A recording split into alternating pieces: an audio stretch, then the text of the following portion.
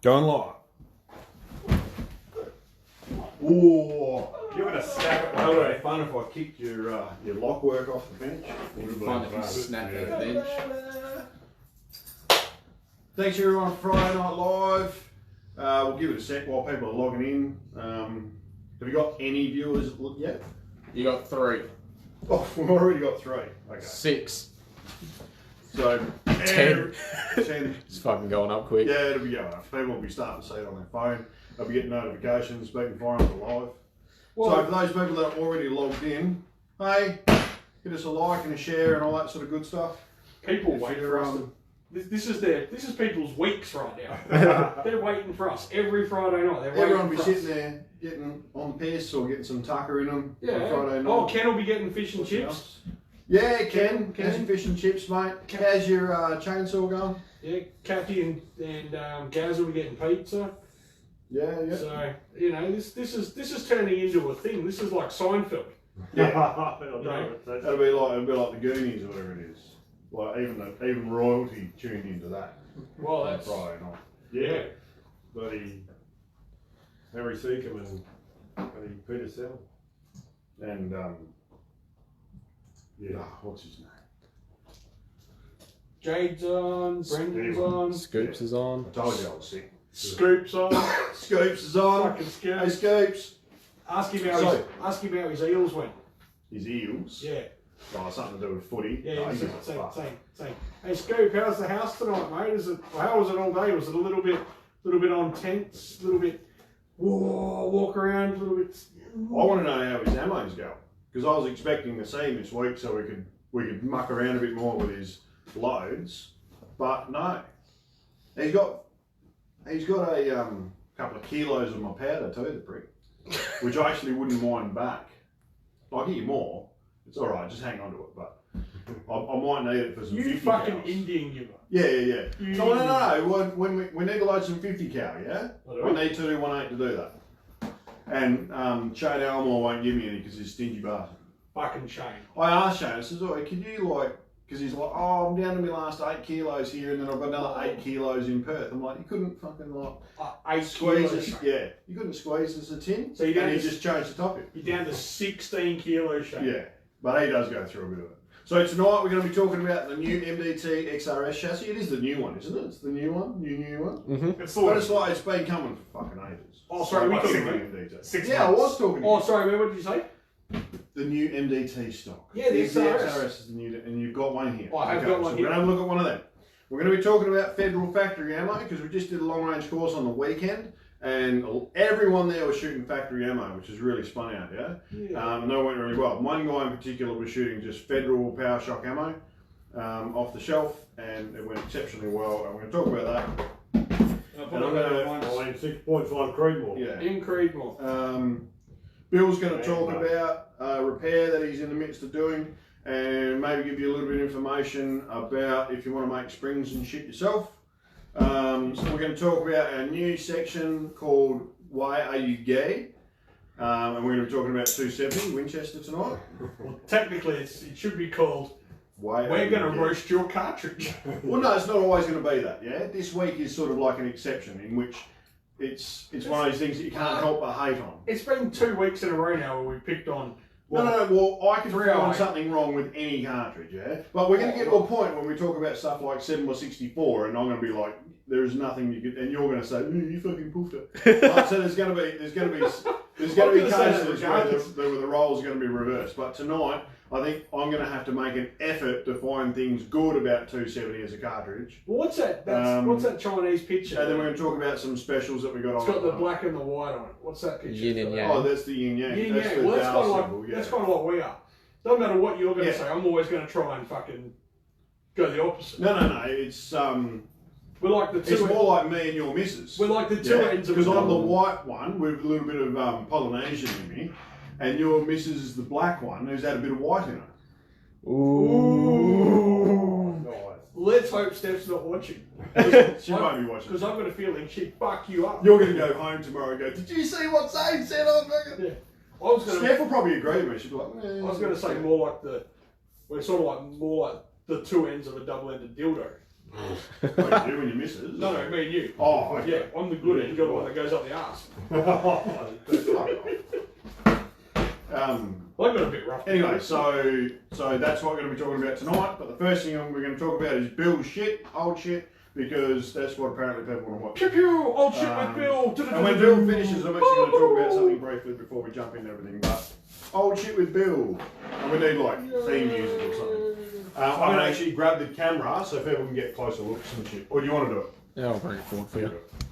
Yeah, so tonight we're looking at not just old shit, but real old shit. Fun with flintlocks. And this is not shit. This is Fun with flintlocks. Fun. This is absolutely beautiful stuff. A very patient client bought me a spring for me to copy, and it comes out of one of these locks. Can you see what's going on? Yeah. He has a pair of these pistols which were made. Hold it up a bit higher, Bill. There you go. He has a pair of these pistols which were as the history of it goes, were commissioned by Napoleon Bonaparte for Nicolas Boutet to manufacture in around about 1820. No, a bit earlier, about 1810 probably. Just stand back just a touch if you can, Bill. Just shadows dropping on them. Boutet was Napoleon's gunmaker, and Napoleon had a pair of these pistols commissioned for one of his generals or whatever in his army. They are absolutely magnificent the way that the way they're made. A lot of embellishment, little bit of engraving on them in Boutet's name and as the director of artiste. So and it's a bit of artwork, but one of these springs in one of the pistols broke. Apparently, I didn't see the broken one. Our client bought me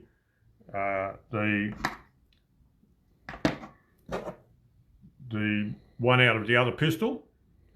So that one. This spring here. Yeah. Which is back in the lock. He refitted it today. I have a little bit of tweaking to do on this one to get it perfect, but it fits in the lock quite okay. He bought the locks today, so we can fit them up. And as you can imagine, with something like this worth, well, a pair of them worth well over $100,000. He's very careful about where the parts go. So talk about the spring itself. What does the spring do? Well, the spring drives the hammer. This is the lock that works fine. And there, it's full cock. In a flintlock, you would pour a little bit of powder there on the pan and shut the frizzen over top of it to make sure the powder stays there and everything, and it doesn't get wet. When you fire it, we're not going to fire it. No, we're not going to fire it. But it would have had a little bit of little chip of flint locked in with this little clamp. And when you fire it, the hammer goes forward, the flint hits the frizzen and bumps it open, and the sparks hit the powder that's in the pan and through an aperture into the chamber of the rifle or pistol. The fire flashes in, lights up the powder in behind the ball, and bang, off she goes. So it's just it's a wonderful firearm to use to make you hold the gun on the target and keep the sights aligned, because there is a delay from the time you press the trigger to the time it actually leaves the muzzle. Anyway. So what does the spring do? How does the spring fit first? Well, the spring is fitted with a little pin in the back of it, fits into a hole in the plate, and the top arm sits on a buttress, which is in the lock. It's a little bit hard to see perhaps, but it fits up there. That little piece there fits against this buttress, and then there's a screw hole here.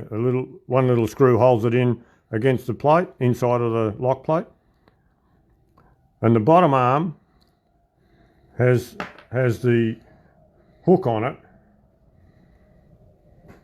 which the tip of the hook sits on the arm that is connected to the hammer, and when you cock it, that's half cock. The arm actually fits up inside that loop. That's full cock. So it's made quite purposely in that quite intricate, ornate sort of shape. Yes. It looks like they are embellishments, but they're not. It's a completely functional spring, even though it looks, this end of it looks like a bird's head, perhaps, and this end is a hook with a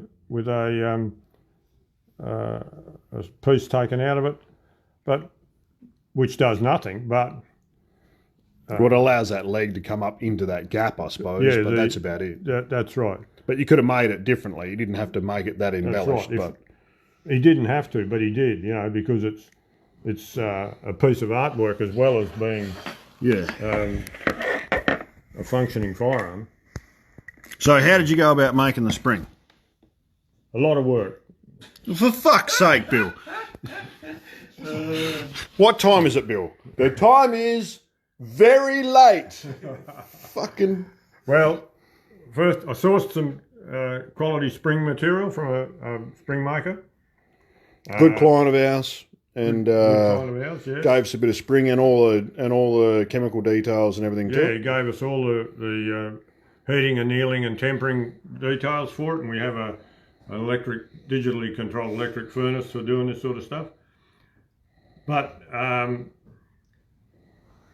there's a lot of it's all handwork. There's barely any machining to do at all. The initial forming of the shape, the taper on the two arms is about the only machining that I could do on it at all. And after that, it was all handwork. And first off, I filed the back of the lower arm to a convex shape, so it matches the original, and then formed it into the V shape over a very thin piece of steel, so that we end up with just a gap in here. And the trick with making a leaf spring like this, or V-spring, is that this has got to be the strongest part of the spring, the thickest piece of the material, so that when you exert the pressures on it, the arms bend in gradually. We don't want it bending from this point here. We want the bend and the tension to be taken up in the arm itself. If it bends at this point, it will break very soon. Crack, yeah. Crack eventually and break. So the idea is that this is the strongest part of the spring, so that all the movement is taken out in the two arms. So the two arms have to taper from, in this case, around about 110 thou down to about 70 thou here, just behind the hook. And so how did you make the hook? Very painstaking. Fuck's sake. We made a little forming die and a former, a little piece of bar that this material was originally 4mm thick. So you can see how much material I've taken off, lots, heaps.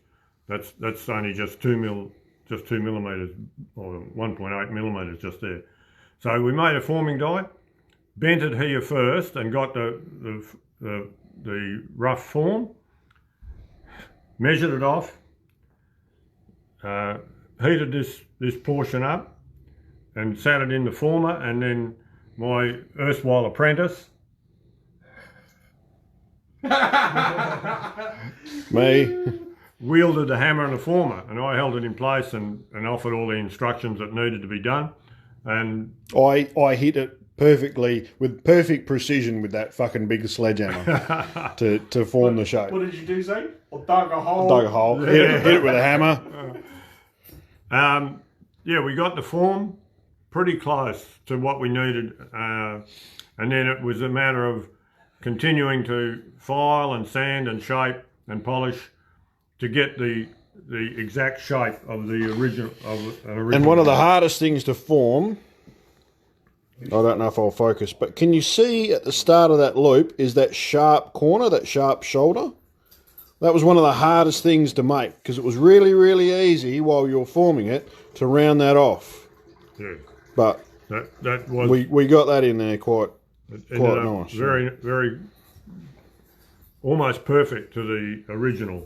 So I was very pleased with that. The length was as it turned out is about less than 0.5 millimetre too long. So you can always take material off, you can't put it back on. That's right. We can always take a bit off, but we can't put it back. So we not with a spring anyway. And I deliberately left this little rounded section here a bit large compared to the original,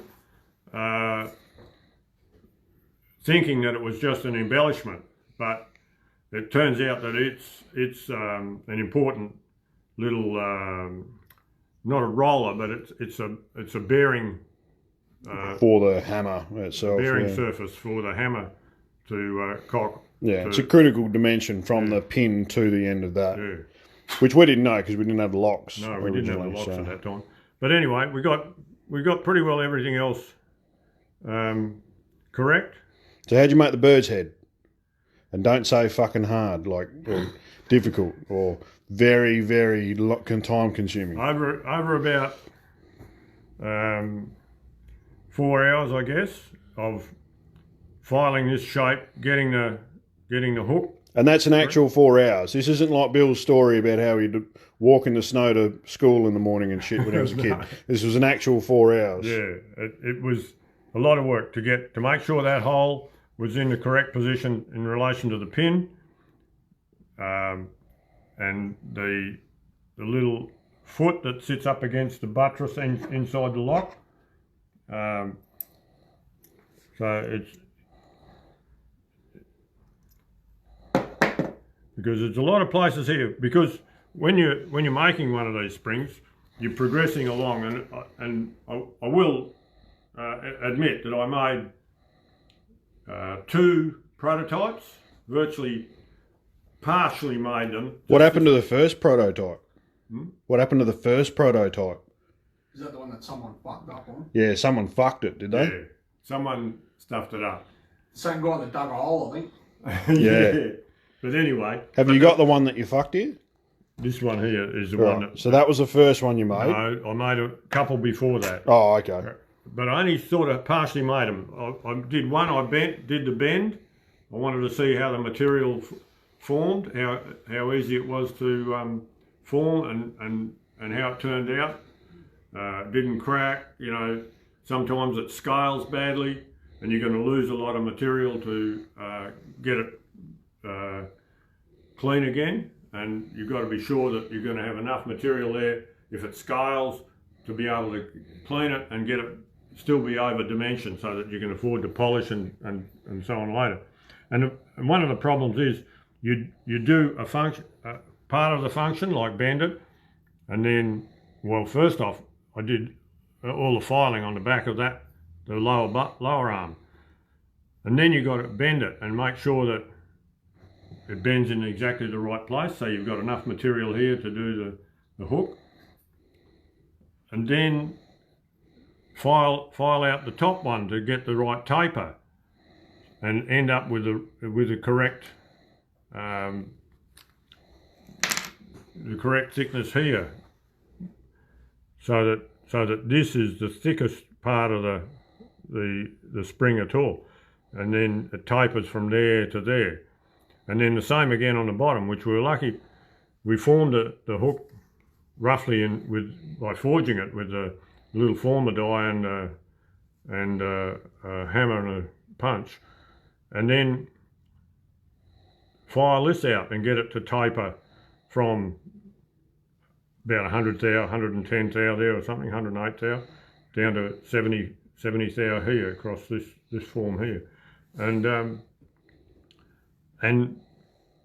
you've got to be so careful that you don't ruin something you've done before when you start doing another part of it. Last of all, I did what I call the bird's head, the hole there, and then, well, second last of all, I filed these facets on both arms, and I believe, although I haven't researched it, but I believe that this is used to adjust the tension of the spring. So instead of, if this spring is too heavy, instead of getting it out again and slimming down the bars, the top and bottom bar, Boutte would have put a facet on here and on here. I've done the same, but not to the extent that he has on one of the originals, so that there is more. There's an ability to even lighten the spring up, thin it out a little bit more. Yeah. So once you'd formed it all out, then what did we do? We put that one there in a bath of boric acid and tried to harden it, and it rooted the spring. Yeah. What happened was, unfortunately, I made a little bowl out of some RHS, cut it off. We covered this in boric acid, which is supposed to act as a flux, and it didn't do a bad job. It's the idea is it stops the material from scaling. So I left this about 4 or 5 thou oversized all over, and we put it in this boric acid in the little thing, put it in the furnace, and the boric acid bubbled over and some of it ran out. And it's hard to see in the light, because it's still got its black-blue finish on it. Yeah, I haven't cleaned it this one because we're never going to we weren't going to use it. But the boric acid boiled down and left it only sitting in partially in the spring was on its side. So we ended up with a tide mark around the spring. And it's quite deep, And it etched the spring. Well, the boric acid actually fucked one of the ceramic blocks in the bloody... in the furnace as well, so that was proper fucked, that one. Yeah, this one, it probably will work. I'm going to try it in the lock later. It'll probably work perfectly fine, but it's just looks terrible. Yeah. So after thoughts of homicide left you, after I seriously. What's the opposite of regicide? Infanticide. After the thoughts of infanticide passed. Infanticide, yeah. Infanticide. Yeah. No, I seriously thought about slashing my wrists after that happened. But then he's not serious, people. No, not really seriously. But I was bitterly disappointed. This goes to show as well, we get a fair few guys ring up, they drop their guns off and they think, oh, it'll be done in a week. Yeah. Have a look at the stuff that we have to do, and by we I mean... What's we? Yeah, what's this we shit? I wouldn't be talking if I was you. It's one of those things, you guys have come in during the week and they've gone, oh geez, it sounds like somebody's working out in the back, because all they can hear is this file going. Well, we've had to listen to this for 2 weeks, and it's been... Every day this file's been happening. And look what comes out of it, It's a time-consuming thing, so... Yeah, well, each one of these springs, that one there probably took me 30 hours to make. Way to go. Because I knew what I was doing, or fairly well, this one probably took me 20-something hours to make. 29 and a half. But let's figure that out. If you figure that out on what most people are charged out at, which is $100 an hour. Yeah, it's the $3,000 spring. Yeah. So... It's one of those things that people, I think, are more aware of when we do this on a Friday night and you show them the stuff that you've done. People can see where the time actually goes. Yeah.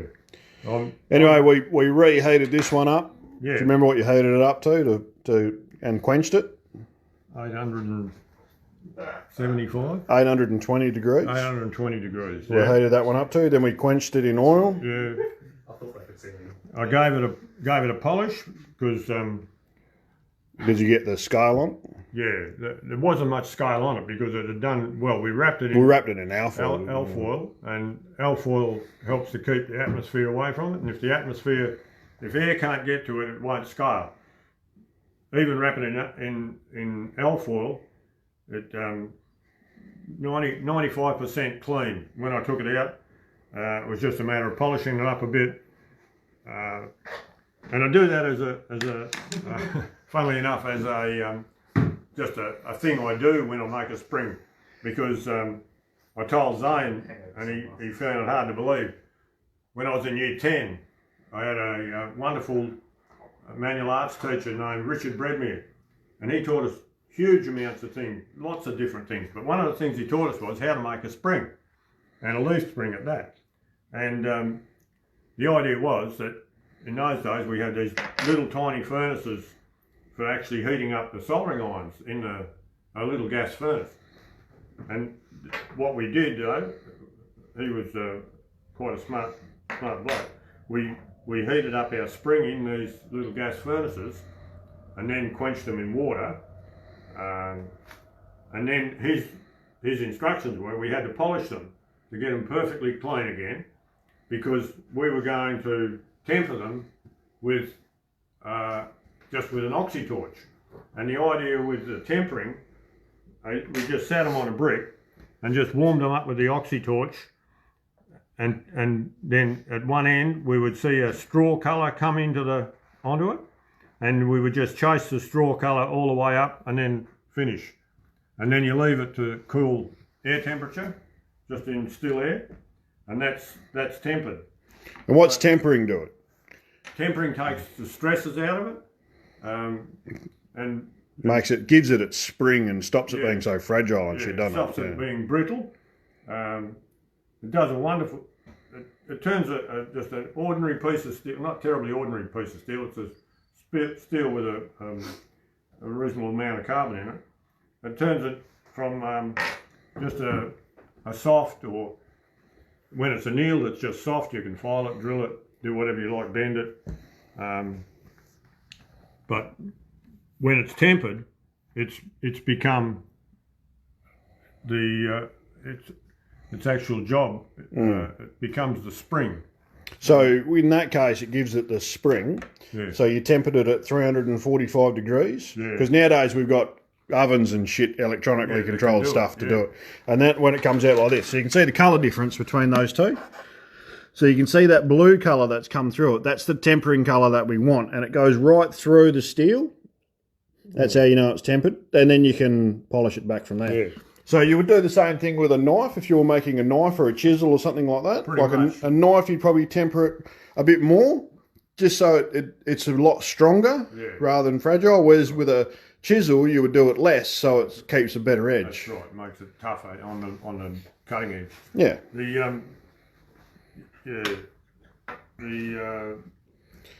Noel West says that Bill used to walk 10 miles to school in the snow with a sheep in each pocket to keep warm. And 14 miles home. Yeah, but he didn't have to bring the sheep home because he'd eat them at lunchtime. When you get home, he'd lick a peppermint and all his family members would sit around his tongue. Yeah, nice and hot. So that's how you make a spring. That's how you make a spring. It's very, very time consuming, but quite rewarding in the end. All right. Very rewarding, in fact. We can now. You can confidently make springs, but don't ask him to do it because he'll tell you to piss off. Well, he's not going to do it for cheap anyway. Unless you're Napoleon. So, Bill, when's Bill Beaton's line of Flintlock pistols coming out?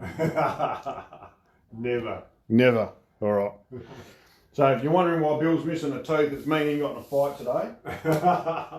Fucking No, he's just don't worry about him. He's fine. He's just had a he's getting a crown done on Monday. Right. All right. Skin off a fucking wet custard. Right. So thanks for everyone watching Friday Night Live. A lot of you guys are writing in and saying that how much you like the banter here on Friday Night Live. So we thought we'd mix it up a bit and just go straight into fucking beating the crap out of each other. We'll just punch on, eh? Oh, what are you doing?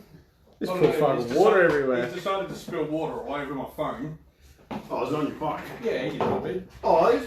Well, now I've been sitting with this. Catch up. Alright. Catch you, Dave. There's no... Yeah, so... You didn't play along with that at all. You were supposed to push back. Well, I didn't really know what was going on to begin with, and I just wanted to have a drink of water. But anyway, let's pour some of that water. Good Friday night. How is everybody? Comments coming through? I don't know, it's all over with you. Not just yet. No, it's still all... Favourite comment was ZZ Top. Love you guys. Hope you guys liked Friday Night Someone- Live from last Friday when we were out at the farm. Someone called Dave ZZ Top before, so that was pretty funny.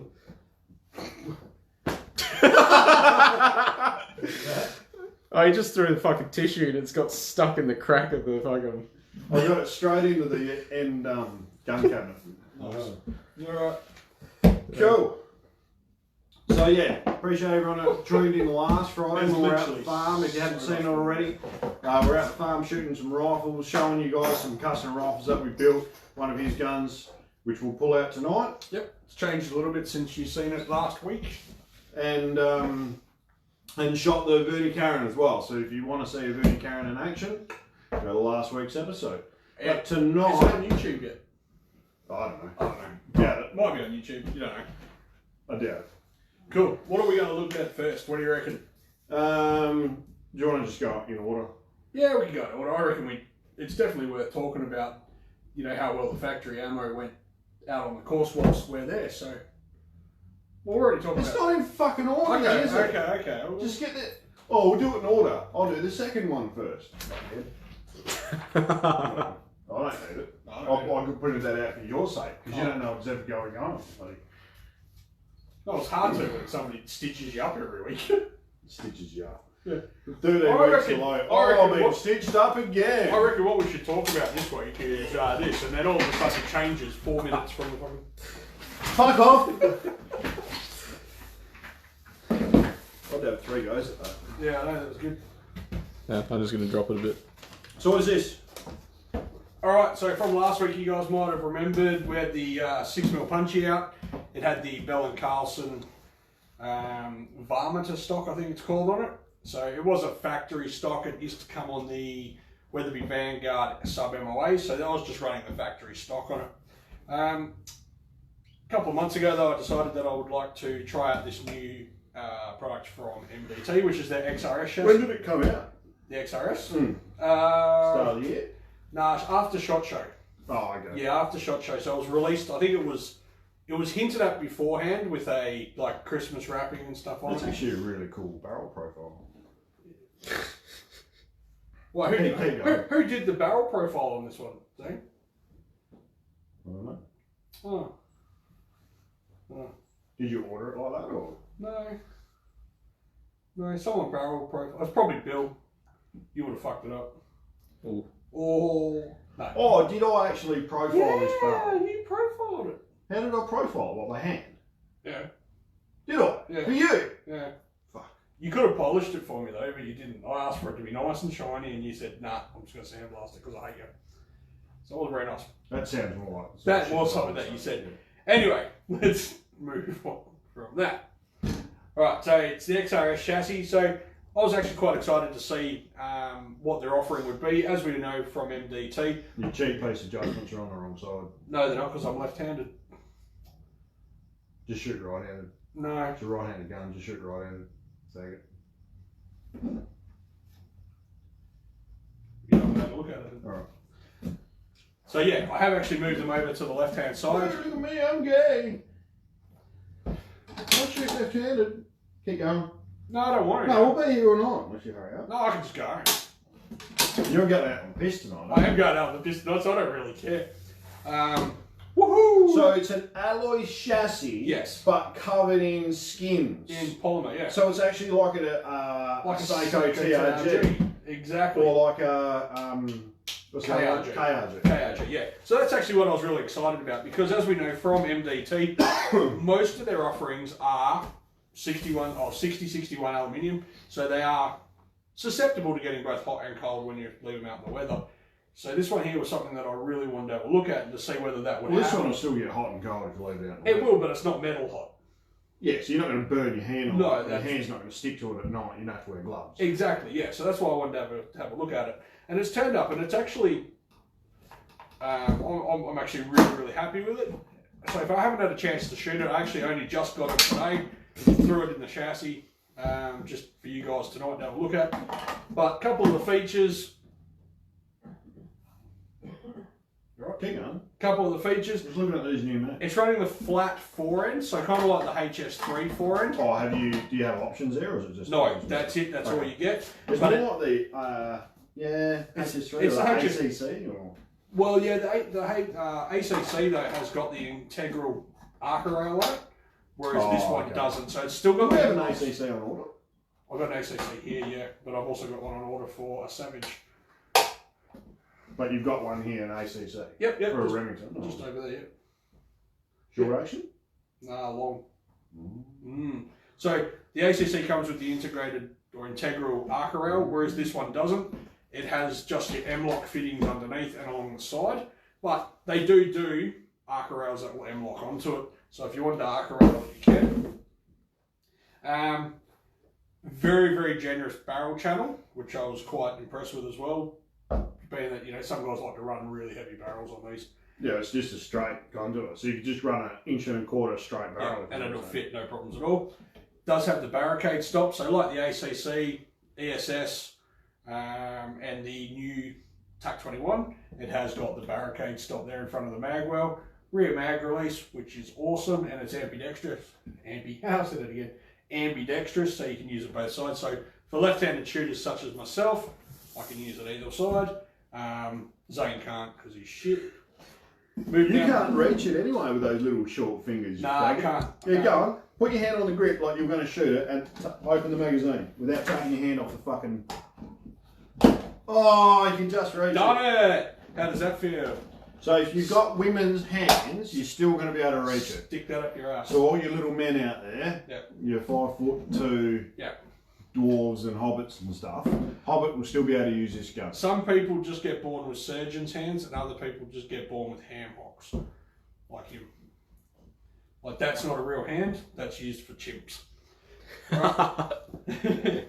So comes with a couple of different grips. The grips are easy enough to remove. They're just a couple of Allen keys on each side. You can take it off. There is the vertical one, which I've got on at the moment, and there's also a swept back one, which is more like an AR-15 style. However, it's obviously not, because if you're shooting from a prone position, I much prefer that. Anyway. I prefer the vertical grip anyway. From a hunting, like if you're shooting moving targets, so if you're shooting from a standing position, shooting moving targets, there might be an advantage to an AR style grip. Yeah, but if you're sitting behind the gun shooting prone or shooting seated, especially if you're seated out of a ute or something like that, that'll be a much better grip angle, more natural grip angle. That's it. It's only when you start raising your elbow out when you really need a more swept back grip, you know? Yep. So it also comes with a... You actually buying this, or is you just put it on there for show? Well, it depends on how hard you push me, but yeah, buying it. But if it turns out like... Well, then we'll probably have to sandblast that action. Yeah, we will have to, yeah. But it's all good. Comes with And then we'll have to do that and that. Yeah, well, and so I'll probably have to put a bolt knob on it for you. I want a bolt knob, yeah. Yeah. So it comes with a cheek riser. You can do it. The cool thing with the cheek riser, and this is not a lot of... doesn't have this option on a lot of stocks, is... if you're left-handed, these bolt knobs can get in your way, and you can see they've given you the opportunity to put them on both sides of the gun. It's threaded, you don't have to change anything. There is literally just threaded holes on both sides to facilitate that. Downside, length of pull adjustment. It isn't like the other ones, it isn't an on-the-fly style, you do have to put these spacers in. It does come with Okay. 5 spacers, I think, all up. I don't see any point in that, yeah? No, I would have made it. Well, yeah, fair enough, it's adjustable. But once you've adjusted it, you're never going to change it. No. It's not like you're going to be doing it between stages or No, something. Right? but the problem is with this one is if you need a half, buffer or a half spacer, if you need it. you can't. Whereas on their other stocks, with the wheel, you can have it where you want it. You just lock it in and it stays there. This one doesn't give you that opportunity, but it is very, very similar to anything that's produced from KRG. The best thing about this chassis, though, is the price point. It's a sub $800 chassis. Yeah. Sub $800. So this one here, like $795. That doesn't include a magazine, but no chassis. That's like this. That's only not much more expensive than a Oryx. Well, the Oryx is the same price. Oh, okay. Yeah. I don't have this over an Oryx. Yeah, every day of the week. Every day of the week. I'm more than happy with the way that this wing is turned up. Yeah. Nice soft recoil pad on it. Probably one of them. Yeah. Over an Oryx. Over an Oryx, yeah. The Oryxes aren't bad, and there's heaps of people with them. It's just, I don't really like the AR style grip. I prefer this style, so Cool. pretty happy. Awesome. XRS from MDT. MDT comes So, in. what are they going for? $800. Yeah, What's the delivery time? Not good at the moment. Yeah, okay. Right. Border Force, it's not MDT. Once again, it's Border Force. I guess they're doing the best they can, but it gets to Sydney. And But if you want a Weatherby it's Vanguard Short Action one, Trent will sell you his. Well, it's mine technically, so I'll sell it to you. Yeah, that's right. There's plenty of Zaine stuff here that he hasn't paid for that I can sell to. What haven't I paid for? I think I've got a set of dies or something. Oh, you've got a few. Anyway, moving on. What do you want to move into next? What's on Tough this? luck. I'm going to move into this. Federal factory ammo. Nope. Oh, for fuck's sake. Remember the A22R that we've got? Oh, For grabs? you're talking about the Yeah, I want the giveaway. The giveaway. This will be the last episode for you guys to get your entries in.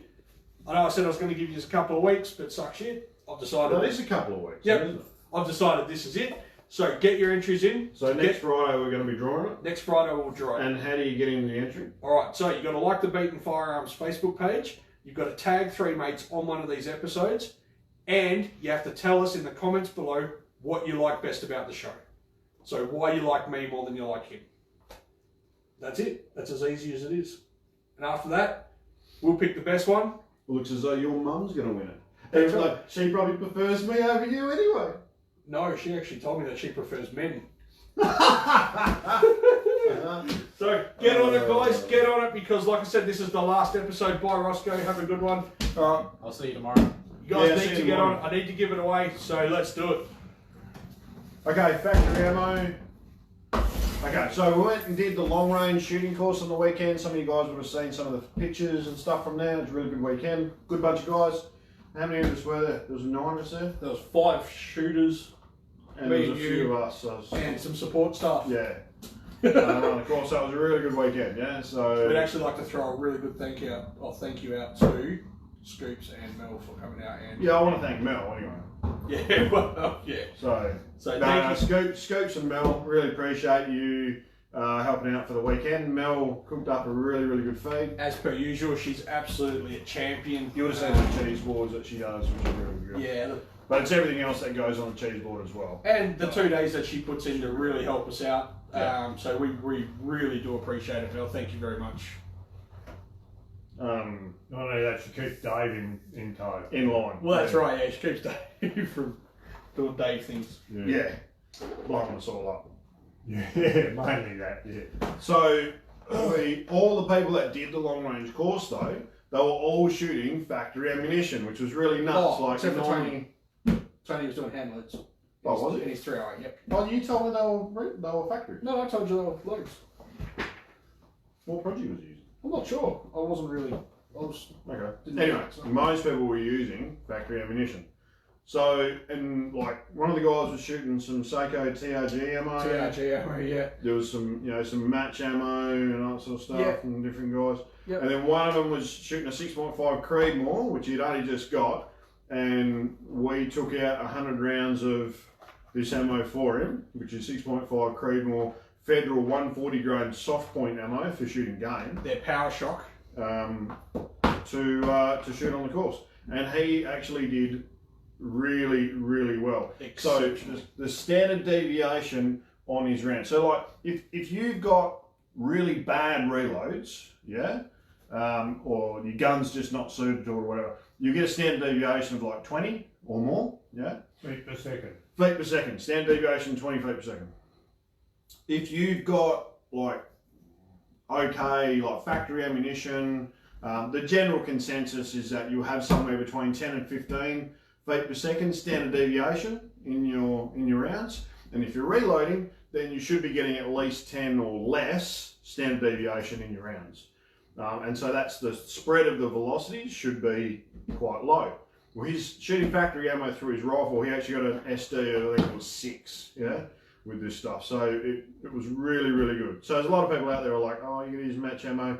You got to have match primers and stuff because people reckon that standard Federal primers, you get too high an SD with them. It's crap. Like there's so many factors that come into it. But this ammo had an SD of 6 at a certain temperature. Which I'm not going to lie, I didn't think that was going to be a possibility. No, I've seen some high SDs from factory ammo, some low SDs from factory ammo, and reloads and that sort of stuff. But it's not something you expect. Yeah, you don't go into it thinking, oh, you should get an SD of 6 out of this stuff. It's like if it's under 15, it's happy days. Yeah. So, but exceptionally. So he hit a target of 1,030 with this, yep. Which was a 12-inch gong, and the third shot. Yeah, so did really well. And that's well into the subsonic zone, into the transonic zone anyway. So the bullets are coming back through the sound barrier at that stage, and they start to become unstable, and so these perform really well. The one thing that I did struggle with though is getting him set up. So I had to spend a bit extra time on him getting it set up because we don't have really good data on the ballistic coefficients on Federal projectiles. So Federal still lists their projectiles in G1 ballistic coefficients on their website rather than G7s, and lots of people are going to G7 nowadays. It's so much easier to do long range shooting when you're using ballistic coefficients that are really good representations of the projectiles that you're using. So G7, but we can get, at least you can get G1s off their website. Some websites you can't even do that. But G1 ballistic coefficients on this, so we had to tweak around with their ballistic coefficient because it wasn't exactly right. But we were able to get these ones on the board, 1,030 metres, so on his third shot, which is the goal, you know? So that's the main part of the course. Anyone can do long range shooting, but being able to get confident first round hits on target is where it's at. And with a bit more practice, they'll be doing that too. Yeah, it was excellent. How did you reckon the course went anyway? So the course is really good. So I found out a couple of things though. So we teach people long range shooting, and we teach people all the ballistic data and all that, and the engine that we run to compile all of the data and do a lot of the maths for us, the nerdy shit, is the Applied Ballistics app. Now it runs differently on Android than it does to iPhone, and they've made some updates recently, I believe it's recently, it's certainly this year I believe, that have factored in a little bit more precise data, but it's not representing itself properly on an iPhone. So you can put all the information in, but it's very hard to review that information. And I want to talk to the guys at Applied Ballistics to see if we can get some slight tweaking, some modifications to the program. Now the actual engine that drives the app that's on your phone is by far the best ballistic engine that you can get that's on the market for the recreational users anyway on the market. So if you're not using it already, use the Applied Ballistics app, and their data on there is really good. So yeah, the program went really well. So, and you've actually been in contact with Applied Ballistics, I believe. They actually got back to you about, you know... but that was about marketing side of things. Yeah, so. but they seem happy that, you know, we can put stuff to them and they might be able to arrange... Yeah, we'll see how that goes. They're certainly interested in more information about the courses that we run and more marketing material. Which I find is absolutely amazing, you know, like... For a big American company like that. And we're in essentially we're in Perth, you know, Western Australia. We're as far away from anybody as you can get. And this big company has actually taken something that we're doing and shown a little bit of interest in it. So I find that absolutely amazing, to be honest. Because in reality, I mean, they could have just gone fucking hand. Yeah.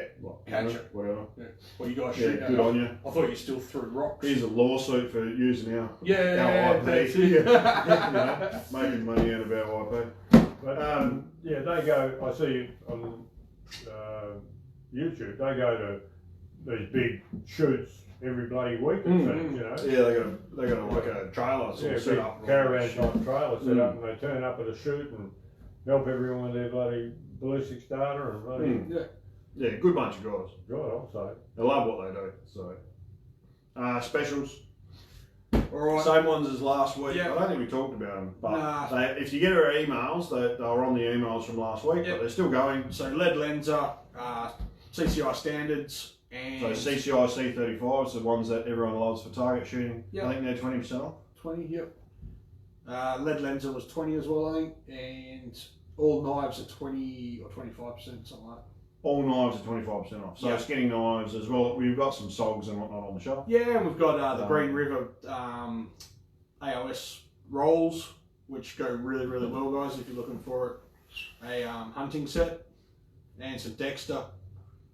Cool. So they're pretty cool. Oh, and I've got a couple of lock knives over there. So they're the specials that are on. There are on till the end of the month, or probably the middle of next month actually, because we announced in the middle of this month. They'll be on till about the 15th of next month. Run them to the So you got a couple of weeks. Yep. So get in and get that done. Are we moving on to the fun stuff now? Where people are going to start. Yes. Yes. We're going to talk about Excellent. why are you gay? Ha ha ha! Now, because tell us some history about the 270 Winchester. it was made by a guy called Winchester way back in 1958. I don't know. Was it 58? It was a while ago. So 270 Winchester has been around for a long time. It was originally a Wildcat based on 3006 cartridge, and it was about 1919 that it was actually. 1919. That's a It long was time actually ago. an official cartridge, yeah? I think it was about 1909. It might have been 1914. It wasn't long after the 3006 was invented that people started necking it down to 270. What And type so of it was people? Really good Americans. People with neck beards. Yeah, probably something like that. So 270. Alan Kemp just got a new ticker 270. Did he? Sorry, Alan. Sorry, Al. We're about to rip piss out of your. So 270. Really, really popular deer cartridge in America, yeah? So for your medium-sized deer and whatnot, it was used for a long, long time. And it's all right. There's the history of the 270. Nice. So, 270 Winchester. I have a pet hate for 270 Winchester, yeah? Yeah. Just a little one. So, and I don't want to take the piss out of anyone in particular, but 1923. It's coming. 1923 apparently, yeah. 23. Okay. Said macropod. Thank you, Google. It's probably wrong. It's So we've got good and poor. Or bad. Bad, poor, whatever. So, good things about the 270. What do we do? Do it right here. We'll hold it up. When you know where to write it, we'll just turn it around. Okay, so one thing about the 270 which is really good is that it's like a jack of all trades. So it is a jack It will comfortably shoot of all and humanely dispatch trades. pretty much any game that you come across in Western Australia. Yeah, like obviously it's advised that if you're going for the big dangerous stuff that you use something bigger than 270. Now, and people say, oh, I can use 270, 270 is fine, 270 does great. Yeah, 270 does it okay, but at the end of the day, if you do get in the shit and you're too close to something that you probably shouldn't be too close to, or it's stuck up on you, or if it's injured and it starts running at you, a 270 is probably not going to stop it, yeah? Especially seeing as though that you're going to be very quickly shaking, trying to get the next round in while filling your pants. Like, Especially if you've got... you're going to struggle to try and place a really well-aimed shot when you're in that sort of stressful situation. If you've got an Pete angry... Bull says 50 cal's all you need. Yeah. Yeah, 50 If you've got an angry Karen coming at you who needs to talk to the manager it's going to be scary. That's it. Yeah. It's going to have 6 inches of mud and fat on it. It's going to have you got to get it before its horns gore you. Can I talk to the manager haircut? Yeah, It's going to be hilarious. Ron Lean reckons it's a great bunny gun. Yeah. Well, if you use the right projectile, the problem is that you can't get the right projectile because it's a 270. So one of the poor things about 270 is that while it's a jack of all trades, it's not really good at any one particular thing except for shooting deer. Like if you're shooting deer, great. If you're doing anything else, there's a better caliber out there for you. So it's not really well suited. So anything. Well, it's not very. People use it as a heavy long range gun. What? Well, long range Yeah, but round. it's shit at long range shooting as well. We'll get to that. Yeah, why don't you write down lack of projectile choice? Poor projectile, poor. Yeah. Well, it's just not. What's the fucking word for it? I don't know. You're telling the story. It's a good jack of all trades, but it's a master of none. Yeah. There you go. Well, Scoop wants to know where the two. The problem with 270 is that it doesn't really do anything the best. Yeah. 308 does better at one end, and 2506 does better at the other end. Well, all the 6.5 by 55. Yeah. Of Or course. 6.5 284. Or the 303 Enfield. 7mm Rem mag, or any of them, like the 280 Remington. What the? Fucking brilliant colour. 280 Remington. Yeah, What? yeah. What? If Remington hadn't fucked it up when they introduced it, no one would even know what a 270 was. But we'll get to that another day. But it's master of none. And that's the thing is that because it was so well suited to like general purpose sort of stuff, it never really excelled in anything in particular. People didn't really use it for a big variety of things, and so the market never really kept up with it. And so you can't really get a lot of really good variety of products. You can't buy a big variety of cases, or you can't buy a big variety of projectiles for your 270 to do different jobs. Yeah. The thing was, when it was first developed, though, it was good at shooting deer. Is what the Yanks have got lots of, you know. So, Yeah, but that's right. But look at their options back then. yeah, I know they never had much. 3006, 3040 Crag, Yeah. 303 British, Well, they wouldn't use that. They would have called it something silly like the 7.7. No, they wouldn't. That was metric. The 50. Can you guys even read that? No. Poor component choice. Like, oh shit, why am I writing this? Because Because you've you got write left-handed and smudge off your shit as you write it. No, I've learned how to not do that. No, okay. Yeah, like So poor component choice is a bad thing about 270. And that's because, why would the market support it? How many different 270 calibers can you guys think of? Chuck it up in the comments right now. How many different 270 calibers can you think of? Obviously you got 270 Winchester because we're talking about it right now. 6.8. Who else has got one? 6.8 SPC. It's the fruit cartridge, yeah? SPC? Yeah. Goodness me, it's SPC. They make fucking fruit. You got the new one, the 277 Sig Fury. Well, we'll talk about the 6.8 SPC first, for people that don't know it. It's a shitty little AR cartridge. You got the what? The 277 Sig Fury. Yeah, again, it's an AR cartridge. It doesn't really have any application in the open market, in the recreational market. And what's another 270 cartridge? Anyone put anything up in comments? The 303 270 for some reason. That's not a Yeah, that's the and no one the cares. Wisdom. Wisdom. What about the 270 Winchester Wisdom? short mag. Okay, so it's Yeah. the 404 Jeffries case, shortened and neck down to 270. High velocity cartridge. The problem with that gun is it sounds like you've got a 270 jism. So if the invention of a cartridge bankrupts a company, it's probably not a very good cartridge. Well, no, that's, You know what I'm that's a saying? bit harsh to say, because Remington go bankrupt every 3 years. And they invented a lot of shit cartridges. Yeah, but they stay around, and people still want their Just shit. because people bail them out. Well, that's true. And it's not fair, because 270 Winchester short mag, for a short magnum, is one of the better short magnums. But it's still shit. Like, it's not as bad as a 223 WSSM, but it's not as good as a 300 Wisdom. Are you mean the Wisdom? The Wisdom. Gay. I've got a blog on that if you want to read more about how gay Wisdom cartridges are. Well, that could be something. So you've got the 6.8, we got the 270 Winchester, 270 Winchester short mag. Can anyone else think of a cartridge that's in 270? There's one more that I'm thinking of. Oh, go Well, on. Nosler have their new 27 Nosler out. That doesn't count. Huh? 27 nozzle. It hasn't been out long enough for anyone to judge whether it's actually going to take off or not, and it's not. No. But anyway, there's one other one I'm thinking The of. Weatherby Mag. Weatherby Mag, 270 Weatherby Magnum. So Nice. rounded, shouldered, bloody piece of crap. So there's 4 cartridges in 270. I can't think of another commercial cartridge that's been around for long enough for us to make this list.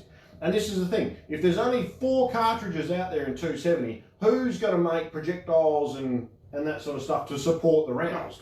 As opposed to 22 cal or 6mm or 6.5 or 7mm, like this, or 30 cal. Or 30 cal, yeah. There's dozens and dozens and dozens of cartridges shooting all different range of bullet weights and everything. That's why they're supported so well. 270 and 25 cal is the other one, which we'll get to in another episode, just aren't supported because there's just no cartridges around. No.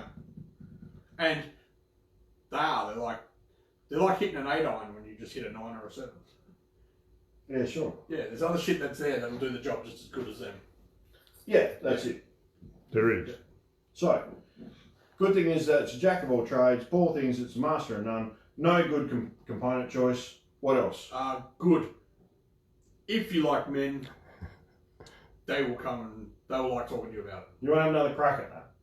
Because you thought that up on the way, I did. by the sounds of it. Yeah, I did. It's gay. Now you made a better thing this afternoon, like a comparison between the sort of person that would buy a 270 is the sort of person that would probably try and. Well, we've spoken about that before. They wouldn't be invited to the party, but they turn up anyway. Yeah, that's the one. Yeah. So you're not invited, but you just rock up anyway. That's the sort of person that buys. Yeah, that's it. And I think we've said it before, but the same guy that will get to a party with his homebrew, not drinking. No, that's what we said about 308, wasn't it? We can't reuse that. Yeah, I know, but it's the same guy. 270 Jism is round is Trent's favourite. Yeah. Yeah. Yeah. Gargle that shit. Not like the Punchy. Nah, the Punchy's the best. Does its job. There'll be a 270 Punchy coming up It with was it. fucking on fire on the weekend. There'll be a 7mm Punchy rifle soon. We're waiting on a barrel. And a stock. The stock's your side of things, dude. I just put barrels in. Yeah, well, apparently I own 2 stocks, but neither of them fucking suit a Weatherby. No. You have to buy a Steel Attack 300. I'm going to have to get a pay rise. We can sleeve your Weatherby action. The Oh, screw yeah. holes won't match Yeah, up. because that'll work. Yeah. Yeah, that'll look good too. Anyway, let's continue. Let's stop. Well, then picking while on- you're shooting it, it'll make you look good by comparison, though. Because it'll be as Wow. ugly as shit, and people will go, "Ooh." Yeah. Well, anything makes me look good. So. Yeah. All right, moving on. Anyone else got anything good or bad to say about 270? If you like men, I do recall Zaine got you wet before Trent. So, how many different... That's a good one. Oh, That's gross. fuck you, Nathan. Moist. Yeah. So, 270. You can pretty much go down to about 100 grain projectile, and you can go up to like a 150. I think you can get like a 160 grain, like round nose project. Maybe. But that's pretty much your extent, yeah. And the reason for that is that there's only one twist rate in 270. You don't have options like in 30 cal. You can go from everything from like a 1 in 17, 1 in 18 twist barrel. You can go all the way through to 1 in 8 twist barrel, 1 in 7 twist barrel for shooting the big heavy pills, yeah. So there's a lot of options available there. No one makes anything in a 270 barrel anything but 1 in 10 or 1 in 9.5 or whatever, yeah. It's just the one twist rate. And so you're limited on what projectiles you can shoot. So even if someone came out with a new projectile that would be better for long range shooting or something like that, you wouldn't be able to get a twist rate to stabilise it anyway. So again, it comes back to support. There's just not enough stuff around for 270 for it to be really well supported. Yeah, well, there's just better cartridges out there. Yeah. So, yeah. So that's why I've always disliked 270. there's probably other Is reasons. there something else good we can say about 270? If you buy nozzle projectiles in 270, they come with a cool yellow tip. Yellow tip. They come in a nice box.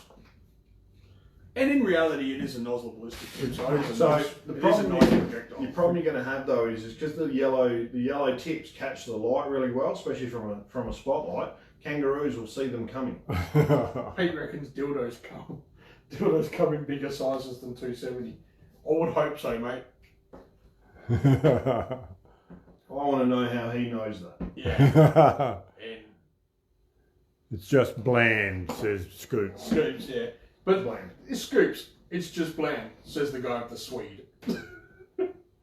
Nah, 6.5 by 55 is like, it's not, 6.5 by 55 is distinguished for old men. Is it? It's like an old people's cartridge. If you've got a 6.5 by 55, your scope is in MOA. Yeah. Your scope will be in furlongs. 1 click equals 1.4 steps. Yeah. Or 33 hands. Yeah. Okay. So I think we've ragged on 270 enough. I don't think that's possible. So that's the end of why are you gay.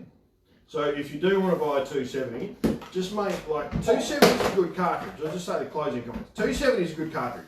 If it didn't survive 100 years, well, it's 98 years, it wouldn't. No, 100. Nothing that survived 1923. Oh, yeah.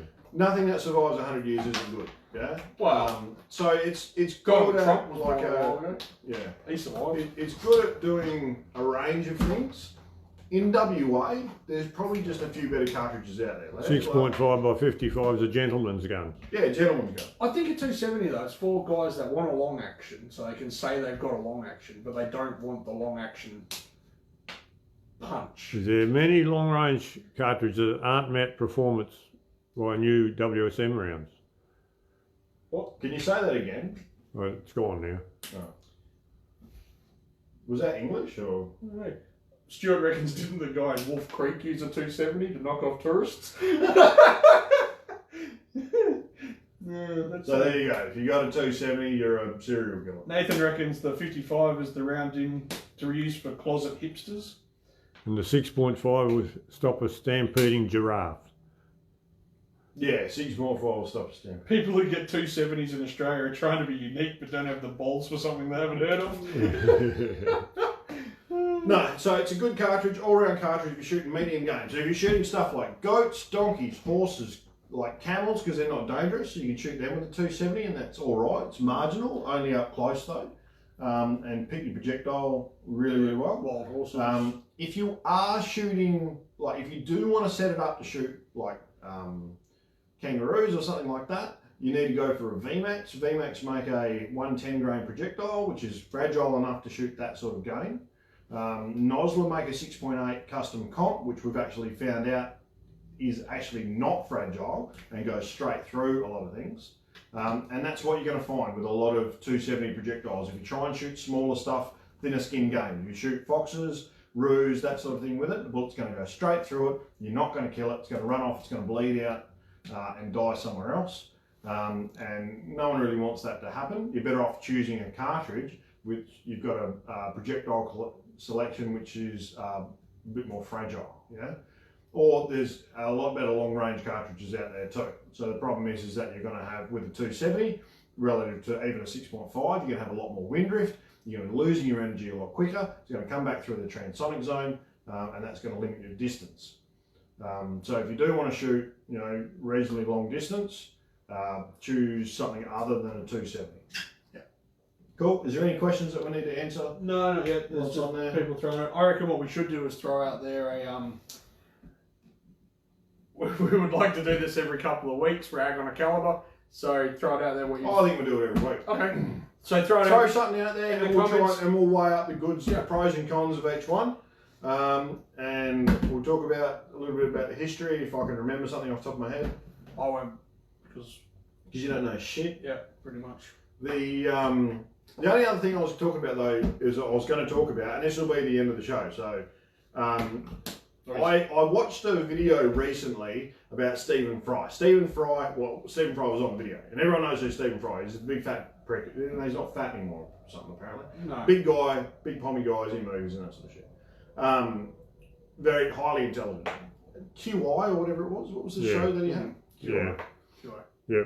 And anyway, he's really quite familiar with Greek mythology, and he would actually go to dinner parties and he would sit around and the topic came up and people started talking about Greek mythology, but he actually was able to piece it together for people. So people had, you know, the idea of who Zeus was or who Athena was or anyone, but they didn't know how they all met up, how they all their stories intertwined, if you like, and he was able to explain that. And someone said, well, we should write a book on this sort of stuff. And so he wrote 2 books. He wrote a book about Greek mythology, and then his latest book, which is Heroes, which is about the heroes of Greek mythology and how they all tie together.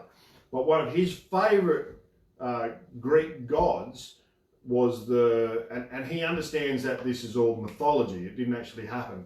But the way it all came around is, and the Greek god of the hearth, who was the god who presided over the hearth, which is where you used to eat your meals and that sort of stuff. You'd all sit around a fire, have something to eat around the hearth, and you'd exchange stories. And that's how Greek mythology came about. People telling and developing stories over generations sitting around the hearth. And we've lost that in Western society now. People don't sit around a hearth. We don't even sit around a table anymore when we're having dinner. We're usually sitting on the couch watching TV, watching Friday Night Live. Which we're not saying to stop doing. Yeah, just keep doing it. Yeah, don't worry about that one. What I'm saying is that it's a larger issue than that, in that we don't sit around a table anymore and have meals. But if you go out with friends, what do? You go out for a meal usually, because there's a lot to be said about the sociability of humans and our need, if you like, to sit around and eat food together and enjoy ourselves and that sort of stuff. We don't do that as much anymore. And so I'd really like to bring the idea of the hearth back into Friday Night Live. And anytime we're out the farm, rather with Bill's there, rather than talk about like a technical thing or something like that, what I'd like to do, whether people want to listen to it or not, is I would like to, with Bill, tell a story about Bill growing up. Because I don't know if you knew, but Bill was born in 1948. It's a fucking long time ago, yeah?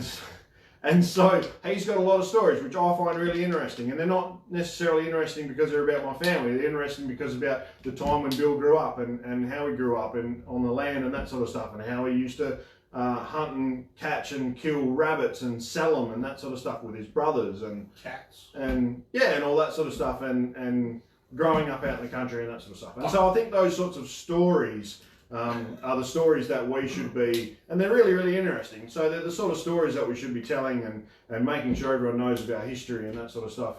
And because you guys can't create see our own mythology and our own gods and that sort of shit. And because you guys can't see the other side of the camera where Bill's actually standing at the moment, he's got a very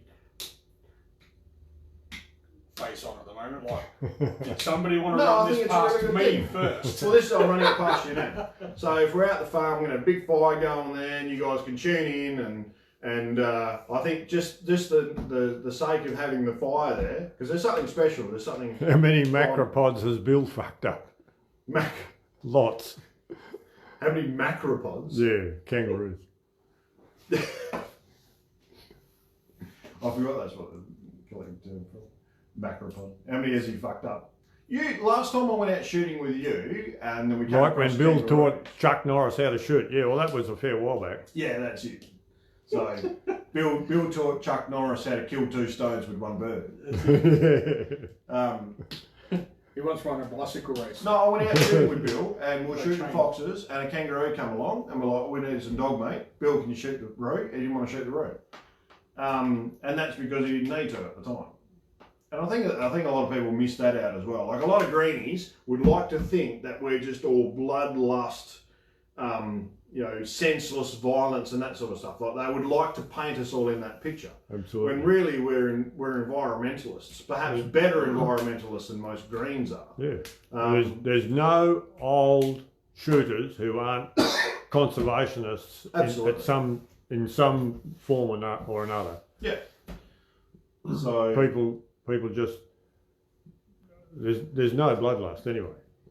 No, certainly not. And it's not the way I was raised. It's not the way I'm going to raise my kids. It's not the way most of my customers that come in here were raised and the way that they think. There's a lot of good sense in what we do. And so anyway, so that's what I'd like to do. So if you guys when does what greenies think mattered anyway? Someone says.